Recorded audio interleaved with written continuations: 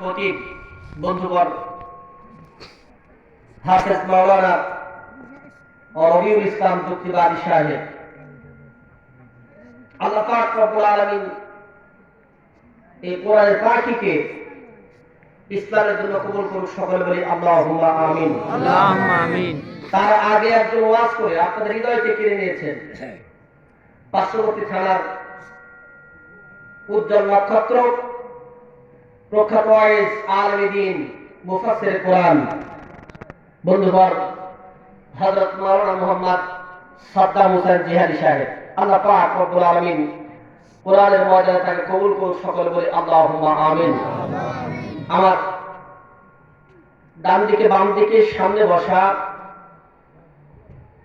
শ্রদ্ধেয় মুরব্বী কেরাম, সমবাসী যুবক ভাইরা, স্নেহের কচি কাঁচা আজিজ তলাবা, পর্দার অন্তর আড়ালের মা ও বোনেরা, প্রত্যেকের প্রতি আমার সালাম। আসসালামু আলাইকুম ওয়া রাহমাতুল্লাহি ওয়া বারাকাতুহু।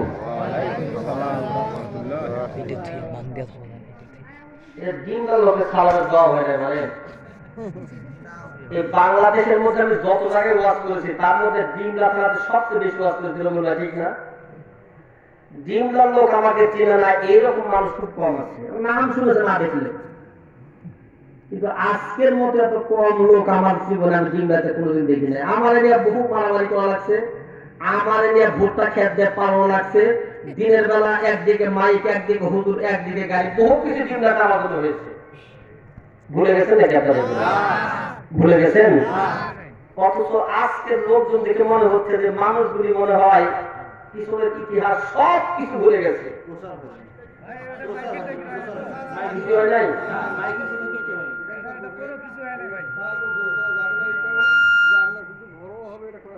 দোষ দিনে কাউকে আমি বলতেছি, যে কজন আছে অন্তত পক্ষে 313 জন যদি বদরের যুদ্ধেতে 1000-এর বিরুদ্ধে যুদ্ধ করে আসা যায়, 73 কাতারের মধ্যে এক কাতার যদি জান্নাতে যায়, ওই এক কাতারে শামিল হয়ে ডিমলাবাসী হুঙ্কার ছেড়ে একটু জোরে করে বলেন তো আল্লাহু আকবার।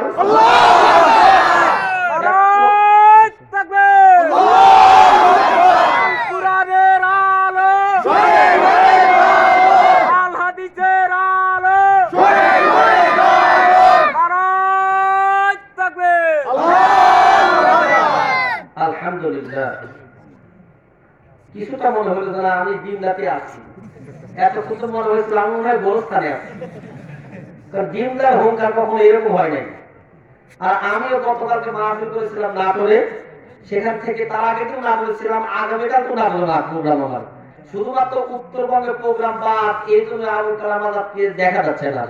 তাছাড়া ওইদিকে ঢাকাতে, পাবনাতে, সিরাজগঞ্জে ওইদিকে আল্লাহ তাআলা কবুল করেছে, আলহামদুলিল্লাহ বলেন। এমন একটি করোনা বাংলাদেশের মধ্যে আসলো, এলো করোনা মেড ইন চায়না।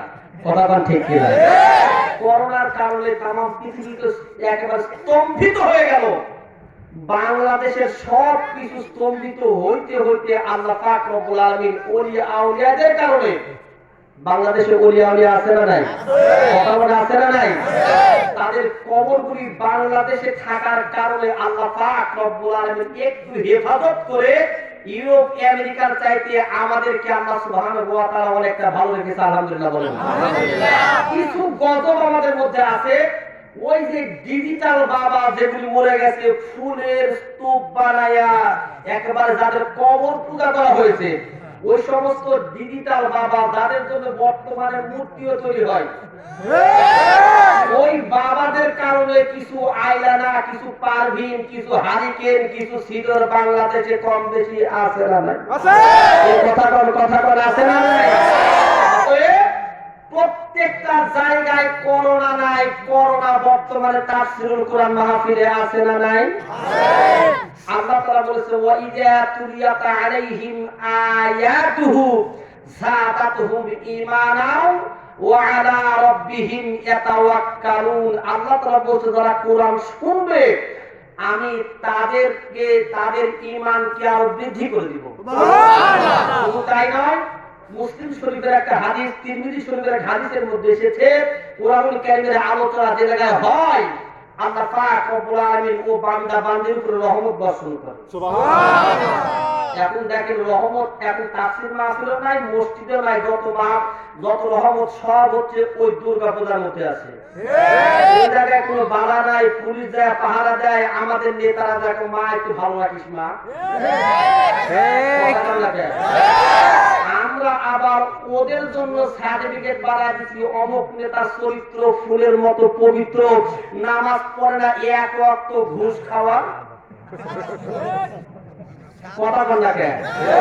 শুনেন, নিষেধ আছে, ভাসুরের নাম বলা যাবে না। অতএব বুঝে নিতে হবে কিছু কিছু কথা, যা আজাদ ভাই কি বলবার চাই।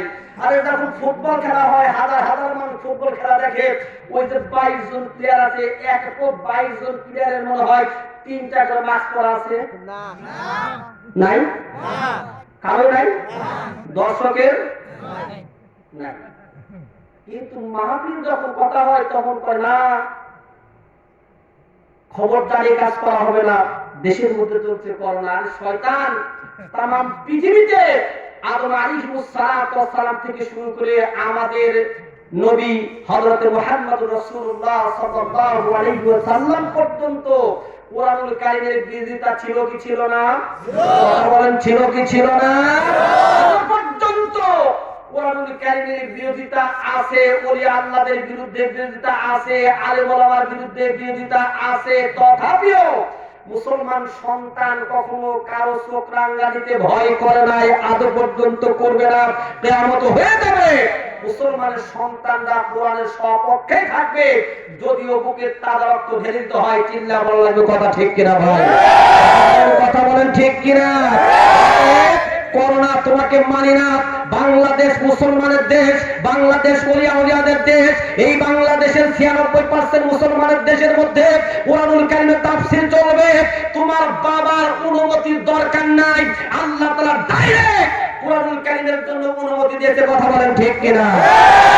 আজকে যারা বলছো অনুমতি লাগবে, তোমার কাছে বলি, তুমি কি আল্লাহর চাইতে বড় সেটা হয়েছো নাকি?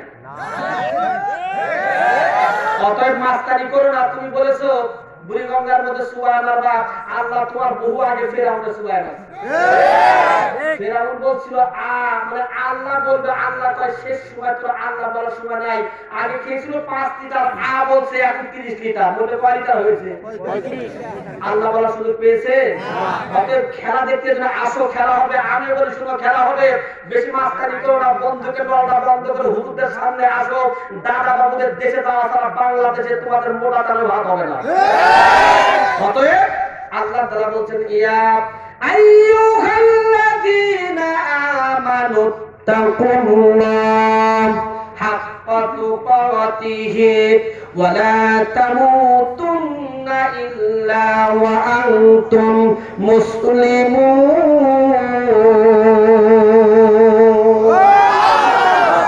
মুসলমান ভাইরা রে আমার, তামাম পৃথিবীতে যত ঈমানদার আছে গো, সমস্ত ঈমানদারদেরকে আমার আল্লাহ তাআলা ডেকে ডেকে বলতে যে ঈমানদারেরা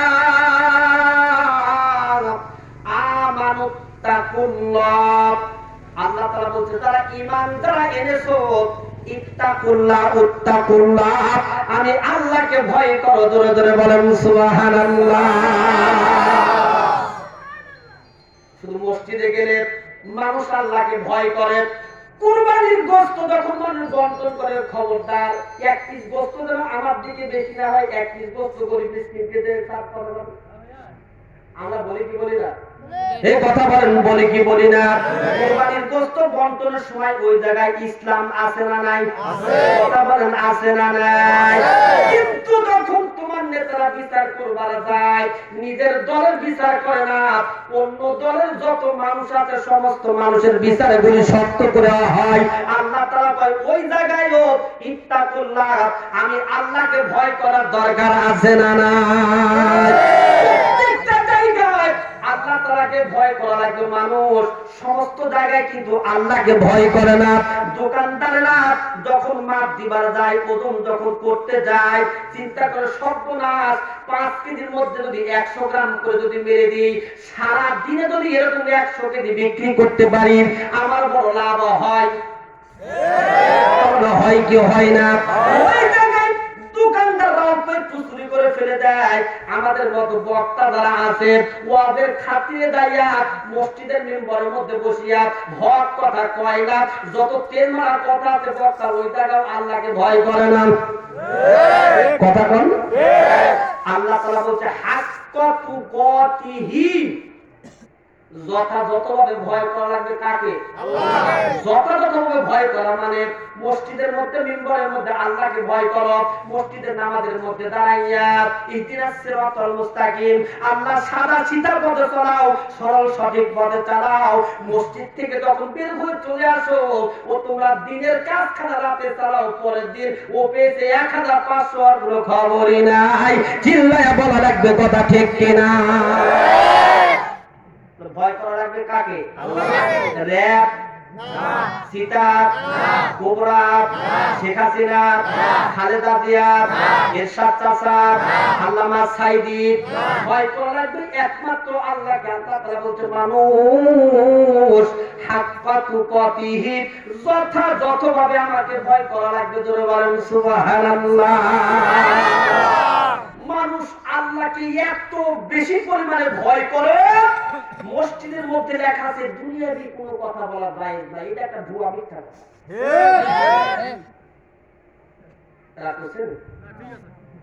মসজিদের মধ্যে দুনিয়ার কথা না বলে রাষ্ট্র পরিচালনা কেমন করে হবে? আজকে সংসদ ভবন, সে জায়গায় এমপি মন্ত্রীরা বসে বসে দেশের ভাব, দেশটা কেমন করে চলবে এইটা যে যেরকম ভাবে সিদ্ধান্ত নেয়, আল্লাহর নবী সাল্লাল্লাহু আলাইহি ওয়াসাল্লাম মসজিদের নববীর মধ্যে ওই যে যেটাকে মিহরাব বলেন, পিছনে থাকতো অস্ত্র। সুবহানাল্লাহ, সুবহানাল্লাহ। পিছনে থাকতো তরবারি, কামান। না, কামান তো হলো সম্ভব না, ঠিক আছে? ওই সময় যতগুলি অস্ত্র ছিল সব পিছনে থাকতো। এখন যদি কাফির বেদুইন, ওই ফেরাউনের দলেরা, ওই হামানের দলেরা, ওই আবু জেহেলের দলেরা যদি আমাদেরকে আক্রমণ করে, সঙ্গে সঙ্গে আক্রমণে যাওয়া লাগবে। ওই ইমাম সাহেব তোমার কাছে বলি, তুমি কোন সাহসে লিখেছো মসজিদে দুনিয়াবি কথা চলবে না? তবে হ্যাঁ, কথা ছিল মসজিদের মধ্যে দুনিয়াবি কথা চলবে, রাষ্ট্রের সমস্ত কথা চলবে, তবে ওই জায়গায় বলা যাবে না ফেটে যায় ফুটা যায়। ওই মমতা দাবার কি সুন্দর চেহারা না দেখলে আর কোনো উপায় নাই, ওই কথাটা বলা যাবে না। কিন্তু এই রাষ্ট্র কেমন করে চলবে, আমার অমুক জায়গায় ভুট্টাকে ধান খাত, ও কতগুলি জমিতে কেমন কিরকম সার দলে কীটনাশক দেওয়া লাগবে, ইসলাম বলতেছে এইটাও রাষ্ট্রীয় কথা। এইকে যদি দেশের প্রধানরা বলতে পারে, তুমি উম্মত হিসাবে মসজিদের মধ্যে এই কথাগুলি বলতে পারবে? জোরে বলেন কথা ঠিক কিনা?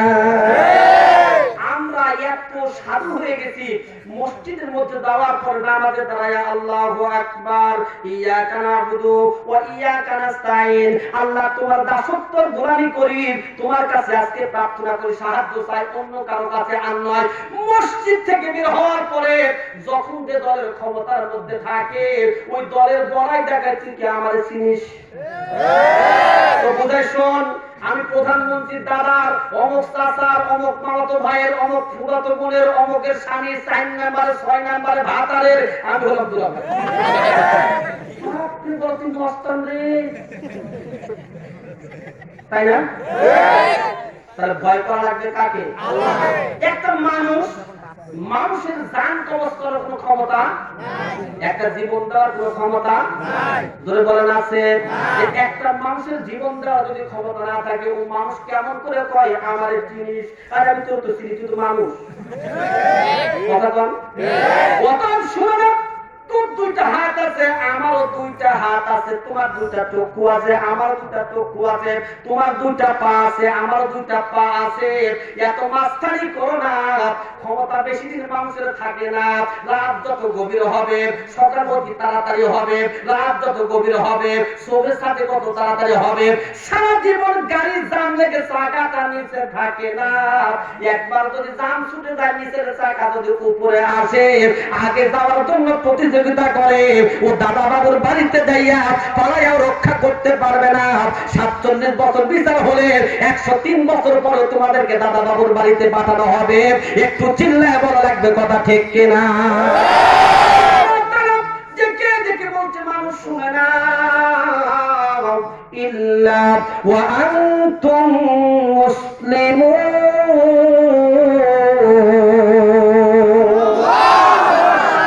এই কথা কার? বলতে হবে কথা কার? আল্লাহ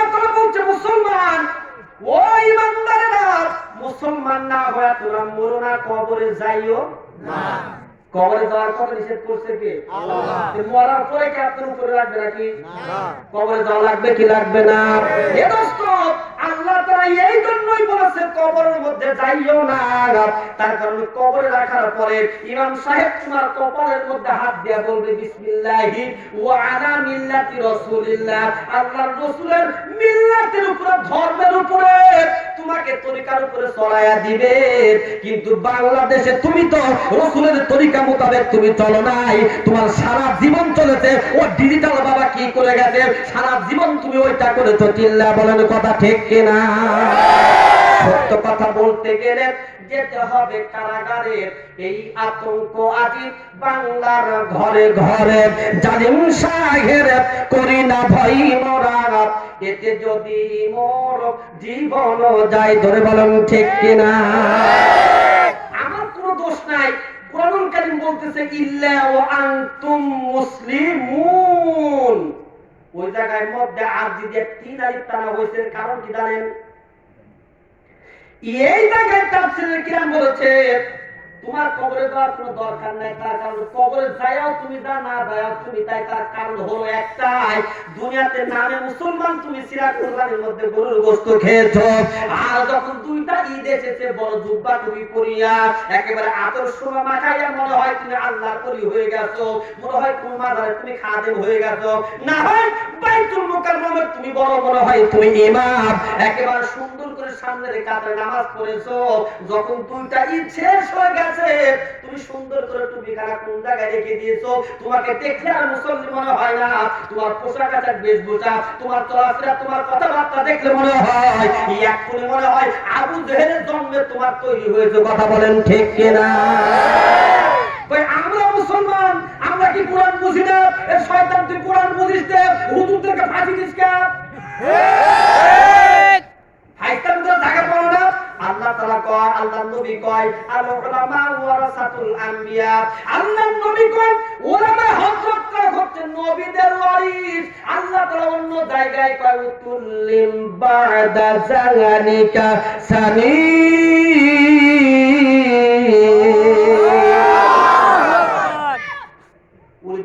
মুগিরা কয় এ মুহাম্মদ তুমি কি জানো? কি কয় তুমি না দারুস সন্তান? আল্লাহ নবী কয় না না। আল্লাহ তাআলা কয় মুহাম্মদ তুই কয় তুই দারুস সন্তান। সুবহানাল্লাহ সুবহানাল্লাহ। আল্লাহ কয় তুই দারুস সন্তান। মুগিরা কয় সর্বনাশ, আমি দারুস সন্তান হয় কই আর ও আমার দারুস সন্তান কয়, কারণটা কি? মুগিরা বাড়ির মধ্যে যাইয়া মার কাছে কয় মা, মনে সিনে পাপ আর মায়ে সিনে বাপ, মায়ে সিনে কোনটা আমার বাপ ওইটা সিনে। একমাত্র তার সন্তান দ্বারা তারা হক্কানি আলেম ওলামাকে গালি দেয়, নবীকে গালি দেয়। এই যে কয়েকদিন আগে দেখেন নাই জাফরুল্লাহ চৌধুরী এই শয়তান আমাদের আম্মা জান উম্মুল মুমিনিনা আয়েশা সিদ্দিকা রাদিয়াল্লাহু তাআলা আনহাকে নিয়ে কটাক্ষ করেছে, আমাদের নবীকে অপমানিত করেছে। চিল্লা বলেন কথা ঠিক কিনা? মুসলমান শুনেন, আজকে যদি ইসলাম রাষ্ট্র কায়েম থাকতো, জাফরুল্লাহ চৌধুরীকে ফাঁসির কাস্তে যদি ঝুলানো হতো, তাম বাংলাদেশটা তাম পৃথিবী ঘুরে ঘুরে দেখলো ইসলামকে কটাক্ষ করলেন, নবীকে কটাক্ষ করলেন, নবীর চরিত্রকে নিয়ে টানাটানি করলে তারা দুনিয়াতে থাকার জায়গা নাই। বাংলাদেশের কোন আজা বাবা, গাজা বাবা, দয়াল বাবা, কেবলা কাবা, কোন নেতা, আত্মী নেতা, পার্টি নেতা, একেবারে ইউনিয়নের মেম্বার থেকে শুরু করে ও রাষ্ট্রপ্রধান পর্যন্ত আর প্রতিষ্ঠানকে ব্যঙ্গ করার সাহস পেত না। চিল্লা বলার কথা ঠিক কিনা? আমরা কিছু না বলার কারণে বাংলাদেশের একটা ফুটন্ত গোলাপ বর্তমান ডুবতে বসেছে, ও আবার নায়ক রিয়াজ। এ শয়তান দুনিয়াতে অনেক নোংরামি তুমি করেছো, আমরা আলেম ওলামার প্রতিবাদ করি নাই, কিন্তু আমাদের বাংলাদেশের আলেম ওলামাদের হৃদয় স্পন্দন। আল্লামাকে নিয়ে তুমি কথা বললে তোমার জিভ টেনে ছিঁড়ে বের হবে। কথা বলেন ঠিক কিনা? 50 বছর তিনি কুরআনুল কারীমের খাদেম হিসেবে কুরআনুল কারীম প্রচার করেছে। আজকে যে কোনো কারণে সে জেলখানার মধ্যে থাকতে পারে, এটা রাজনৈতিক বিষয়, তাই বলে তার চরিত্রকে তুমি কথা বলতে পারো না। একটা কথা শুনে রাখো, বাংলাদেশের মুসলমান যদি তোমাকে ধরে তোমার জিভ টেনে কুকুর দিয়ে খাইয়ে দিবে। চিল্লা বলে কথা ঠিক। অতএব মুসলমান, তুমি মুসলমানিত্ব ঠিক রাখো। আল্লাহ তাআলা এমনিতে বলে নাই উতুল্লিম বাদা যালিকা জালিম, যারা হক্কানি আলেম ওলামার বিরুদ্ধেও, যারা নবীদের ওয়ারিসদের বিরুদ্ধে যারা গীবত রচনা করে, মিথ্যা রচনা করে, এদেরকে যারা ধর্ষণকারী বানায়, ওদেরকে খুঁজে দেখলে বোঝা যাবে এরা পিতৃ পরিচয়হীন, যার সন্তান। একটু আওয়াজ দিয়ে বললে কথা ঠিক কিনা? আল্লাহ তাআলা বলছে মানুষ ইন্না ওয়া আনতুম মুসলিমুন, মুসলমান না হয়ে কবরের মধ্যে এসো না। এখন কবরের মধ্যে যাওয়ার পরে বিসমিল্লাহি ওয়া আলা মিল্লাতি রাসূলিল্লাহ, নবীদের কাতারে, নবীদের বংশের মধ্যে, নবীদের তরিকার মধ্যে তুলে দিল। এই মানুষ কোনদিন নবীদের জন্য বাংলাদেশের মধ্যে দরুদ পড়ে না, মিলাদ কিয়ামও কোনদিন করে নাই। এই মানুষ কোনদিন নবীদের আদর্শ, আল্লাহ তাআলা কয় মা আতাকুমুর রাসূলু ফাখুযুহু ওয়া মা নাহাকুম আনহু ফান্তাহু। আল্লাহ তাআলা কয় আমার নবী যেটাকে গ্রহণ করেছে ওইটাকে তোমরা গ্রহণ করো, আমার নবী যেটাকে বাদ দিয়েছে ওইটাকে তোমরা বাদ দিয়ে দাও। এই শয়তান সারা জীবন আল্লাহর নবীর বিরোধিতা করেছে, মরার পরে হুজুর যাইয়া ওর কপালের মধ্যে হাত দিয়ে কয় বিসমিল্লাহি ওয়া আলা মিল্লাতি রাসূলিল্লাহ। আল্লাহ তাআলা কয় না তুই তো আমি গ্রহণ করলাম না, খালি কবর থেকে একবার উঠে দেখ, আমি আল্লাহর যত আযাব গজব আছে সমস্ত কিছু দিয়ে ওরে গ্রেফতার করে ফেলে দিব। চিল্লা বলেন কথা ঠিক কিনা? আইয়ুহাল্লাযীনা আমানু তাকুল্লাহ, সুবহানাল্লাহ আল্লাহ তাআলা কয় ইন্নামা ইয়াখশাল্লাহু মিন ইবাদিহিল উলামা। কথা কার? আল্লাহ। তুমি বলেন কথা কার? আল্লাহ বলছেন মুসলমান ইমানদারেরা, এই দুনিয়ার জমিনে আমাকে যদি কেউ ভয় করে থাকে, সবচেয়ে বেশি ভয় করে উলামা হযরতরা। ধরে ধরে বলেন সুবহানাল্লাহ। এবার হবে বলেন ভয় করে হুজুররা আগে। আর তোমার মিল্লাতে রাসূলুল্লাহ কপালে হাত দিলে তুমি মুসলমান হতে পারবা না, নামে মুসলমান থাকবা। কিন্তু ওই যে দুর্গা পূজার সময় যা কইছে তোর মা এসে তো ঘোরাই করে ও যাবে শ্বশুর বাড়িতে হাতটা কিছু করে ফলে ফসল ভরে গেছে, বর্তমানে পেঁয়াজ বিক্রি হয় না, আলুর দাম বাংলাদেশে ঠেলা আছে। কথা কন ঠিক কিনা? এইটাকে বোঝা লাগবে। ভাইরা শুনেন, নিষেধ আছে ভাসুরের নাম বলা যাবে না। অতএব আপনারা একটা রাজনীতি মনে করেন না, আমি কোরআনের কথা বলতেছি। ইল্লা ওয়া আনতুম মুসলিমুন, মুসলমান হয়ে যদি কবরে যাওয়া লাগবে, আজকে মুসলমান বানাইয়া প্রত্যেকটা লোক এক কাতারে থেকে আমরা জান্নাতে যাওয়ার চাই। রাজি আছেন না নাই? কথা বলা রাজি আছেন না নাই? শুকরিয়া জ্ঞাপন করছি ওই আল্লাহ তাআলা, যে আল্লাহ তাআলা এই প্রচন্ড শীতের মধ্যেও আপনাদের সঙ্গে সাক্ষাৎ করার, এই তাফসীরুল মাহফিল করার তৌফিক দান করেছেন। ওই আল্লাহ তাআলার জন্য একটু মনটা খুশি করে হৃদয়ের সমস্ত ভালোবাসাটুকু দান করে পড়ছি আলহামদুলিল্লাহ। ভাই ভাই আওয়াজ দেব না আলহামদুলিল্লাহ। লাকাল হামদ হামদান কাসীরান তাইয়িবান মুবারাকান ফি। অতঃপর লক্ষ কোটি দরুদ আর সালাম পেশ করছি যে নবী শাফিউল মাহশার রাহমাতাল লিল আলামিন সাইয়্যিদুল মুরসালিন ইমামুল মুরসালিন খাতামান নবিয়্যিন আকাই নামদার তাজদার মদিনা আহমদ মুস্তাফা সাল্লাল্লাহু আলাইহি ওয়াসাল্লামের প্রতি সম্মানিত হাজিরিন, এই মুহূর্তে জানতে চাচ্ছি আপনারা সবাই কেমন আছেন? আলহামদুলিল্লাহ আলহামদুলিল্লাহি আলা কুল্লি হাল আলহামদুলিল্লাহি রাব্বিল আলামিন। সম্মানিত হাজির, আমার পুরো কিছু মনে হয় না, আমি আসলে কোনো কিছু বলতেও চাই না। আমি চেষ্টা করে দেখলাম যে আপনাদের আগের ব্যাটারি ডাউন হয়েছে না, ব্যাটারি সচল আছে, দেখলাম মোটামুটি না। আপনারা সাতটা মুসলমান, আপনাদের ব্যাটারি আগের মতো ঠিকই আছে, এখন পর্যন্ত ফিউজ হয় নাই। হবে আজকে ওয়াজ হবে ইনশাআল্লাহ ইনশাআল্লাহ। সম্মানিত হাজির, কথাগুলো মনে দুঃখ থেকে এই জন্য বলতে হয়, তার কারণ কুরআনুল কারীম গবেষণা করতে করতে অনেক কাফের, অনেক খ্রিস্টান আজকে মুসলমান হয়ে গেছে। কুরআনুল কারীম গবেষণা করতে দেয়া বাংলার অনেক শিক্ষিত লোক 2-10 বছর আগে ওরা নাস্তিক হয়ে গেছে। কথা বলেন ঠিক কিনা? এদের কপালে হেদায়েতের তাজ নাই। আল্লাহ যদি হেদায়েত না করে আমার আপনার কোনো কিছু করা আর কোরআনুল কারীম গবেষণা করতে যাইয়া শুনতে যাইয়া হযরত ওমর ফারুক মুসলমান ওমর ফারুক রাদিয়াল্লাহু তাআলা আনহু 12.5 লক্ষ মাইলে যখন প্রেসিডেন্ট ছিল, ওমর ফারুককে জিজ্ঞাসা করলেন, ওমর তুমি যে এইরকম এত বড় একটা কাফের ছিলা, তুমি যে ওমর হুজুর পাক সাল্লাল্লাহু আলাইহি ওয়াসাল্লামকে হত্যা করার জন্য রাঙ্গা তরবারি ছুটে যাচ্ছিলা, এমন কি তোমার মধ্যে দেখলাম? নবীজি তোমার কাছে কোনোদিন গেল না, কোন সাহাবী তোমার দাওয়াত দিল না, ভয়ে তোমার কারণে ইসলাম তখন পর্যন্ত মক্কা শরীফে লুকায়িত ছিল। কি এমন হলো যে তুমি একেবারে ইসলাম গ্রহণ করে নিয়ে রাঙ্গা তরবারি তুলে নিয়ে মানুষের কাছে না লিল্লাহি তাকবীর আল্লাহু আকবার ধরে দিয়ে একবার প্রকাশ্য দিবার ইসলাম প্রচার করা শুরু করে দিলে? ওমর বলতেছে, একটা জাদুকরি কথা শোনো, আমার মনটা সেই দিনও ইসলামের বিপক্ষে ছিল।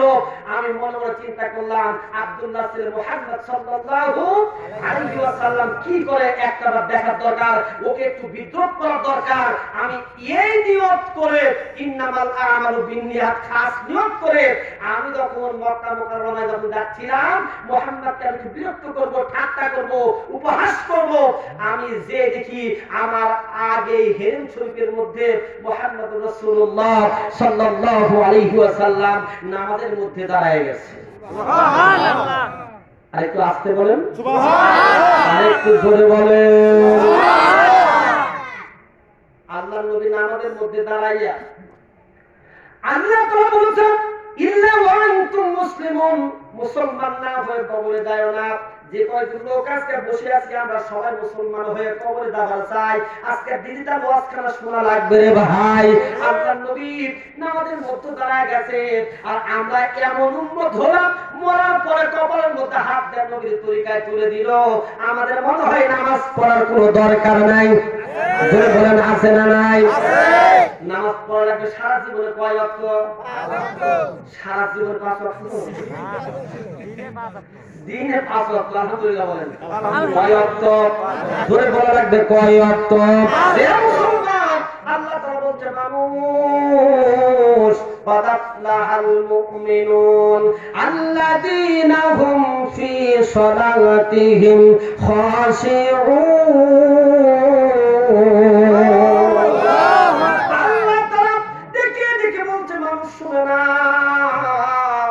ওই সমস্ত নামাজীরাই সফলকারী হয়েছে যারা কিনা খুশু আর খুজুর সহিত সালাত আদায় করেছে। ধরে বলেন সুবহানাল্লাহ। মুসলমান ভাই গো,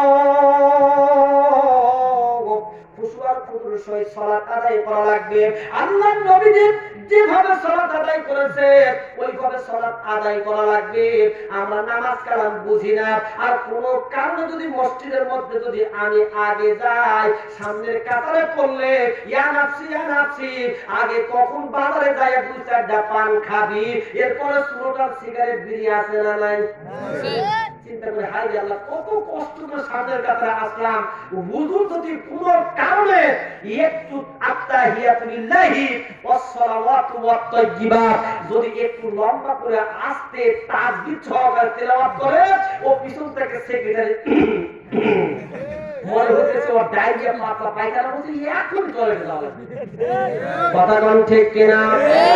2017 সাল আগস্ট আমার প্রোগ্রাম ছিল আপনাদের এই নীলফামারীতে। পরের দিন জুমার দিন নওগাঁ শহরের মধ্যে কেন্দ্রীয় যেটা জামে মসজিদ, ওই জায়গায় কোন রকমের আল্লাহু আকবার বলে ভাইজান তাকবীর তাহরিমা বেঁধে ফেলেছি। নামাজখানা শুরু হয়ে গেছে। আমার বাম পাশে যে লোকটা আছে বৃদ্ধ, ডান পাশের লোকটা হাই যে তার শরীর থেকে বিড়ির গন্ধ আছে না? বিড়ি খুব সুগন্ধি মনে হয়, আতরের মতো সেন। কি করে আমার আম্মা জানদের দোষ নাই, মোর আম্মা জান, আমার ভাই, আমার বাবা, আমার চাচা, আমার খালু এই বিড়ি খায় এক লেটের মধ্যে ঘুমায় কেমনে আল্লাহ ভালো মধ্যে কি বলেন? এই যে দুর্গন্ধ, ওই যে পিছনের দরজাটা ফুস করে বের হয়, তাহলে কি কয়? হ্যাঁ ভাই, আমার রাস্তায় ভাষায় যাবে পাহাড়। আপনি দেখবেন এক লেটের মধ্যে বন্ধু বান্ধব হোক আর স্বামী স্ত্রী হোক, আপনার দুইজনে এক জায়গায় ঘুমাবে, আর হঠাৎ করে ভাই হোক আর ভাই হোক ভাই একটু গন্ধে আল্লাহ লেপ কম্বল মুখের মধ্যে রাখার ভাই একেবারে লেটা তুমি কাম করছো নাকি? তুমি অন্য জায়গায় পারো নাই? হাই রে দুর্গন্ধ, তাড়াতাড়ি একটা ফেলে গায়ে গায়ে চলে গেল, গন্ধটা 2-4-5 মিনিটের চলে গেল। কিন্তু বিড়ি দ্বারা খায়, ওর শরীরের পশমের প্রত্যেকটা কোণায় থেকে ওই দুর্গন্ধ বের হতে থাকে। কথা বলেন ঠিক কিনা? আমার ডান দিকে যে লোক হাই রে বিড়ি বিড়ি গুন্ডায় রে ভাই, আমি আল্লাহ তাড়াতাড়ি নামাজটা শেষ না হলে পাশে নামাজ কোনোরকম শেষ হয়ে যাবে। দ্বিতীয় রাকাতে যাইয়া আমি সুন্দর করে বাইরের রুকুর মধ্যে যখন যাব, আপনারা খেয়াল করে দেখবেন নামাজের ডানে বামে যারা থাকে ওদেরকে আপনি না তাকাইলেও কিন্তু দেখা যায়, যায় কি যায় না? আমার বাম দিকের চাচা সুন্দর করে আর শেষ দাঁতে যখন যাবে, হঠাৎ করে বাম হাতখানা থেকে এমনি দিছে। নামাজ শেষ হয়ে গেছে, আসসালামু আলাইকুম, আসসালামু আলাইকুম রাহমাতুল্লাহ। এই চাচা আমি ধরতে, চাচা কি বাবা, কি হয়েছে বাবা? ও চাচা, আর কেন হাকাম তেল ফরজ, নামাজের মধ্যে বাম হাতে জুতা চুরি করা এটা কত নম্বর ফরজ? তার মানে চাচা নামাজের মধ্যে যখন শেষ দাঁতে যায় এক হাত দিয়ে শেষ দা দেয়, আর এই বাম হাত দিয়ে চাচা জুতা কেন ধরে রাখে লাগায়। চাচাকে বাবা আমি তো জুতার তো চুরি কিছু করি না, এখন পেনশনে আছি, বৃদ্ধ বয়স হয়ে গেছে বাবা, এই বয়সে 3 জোড়া জুতা ছেড়ে আমি হারিয়ে ফেলে দিয়েছি, এখন আর জুতা হারাতে চাই না, এই জন্য নতুন কৌশল নিয়েছি, শেষ দায় যাবো ঠিকই, জুতা ছাড়বো। ওর কি নামাজ হবে? কথা বলেন, ওর কি নামাজ হবে? অনেক নাস্তিক এই দুনিয়াতে আছে, ওরা শেষ পর্যন্ত মরে যাবে, তারপরেও দাঁড়িয়ে নাই, ইসলামের বিরুদ্ধে ওদের ফতোয়া ঠিকই আছে। কথা বলেন ঠিক কিনা? দেখে দেখে বলছে মানুষ শুনে না,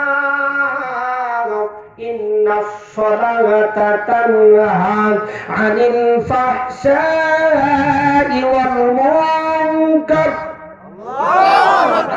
বলছে নিশ্চয় সালাত নামাজ দুনিয়ার জমিনে যত চুরি করা, যত বাটপারি করা, যত চুরি করা, যত রাস্তায় টাকা মেরে খাওয়া, একমাত্র নামাজই তার থেকে তোমাকে বিরত রাখবে।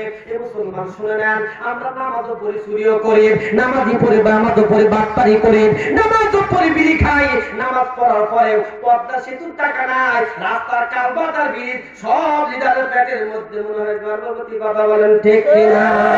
কোরআনে 82 জায়গায় নামাজ পড়তে বলছেন আল্লাহ, রমজানের নাজিল হলো কোরআন খানা।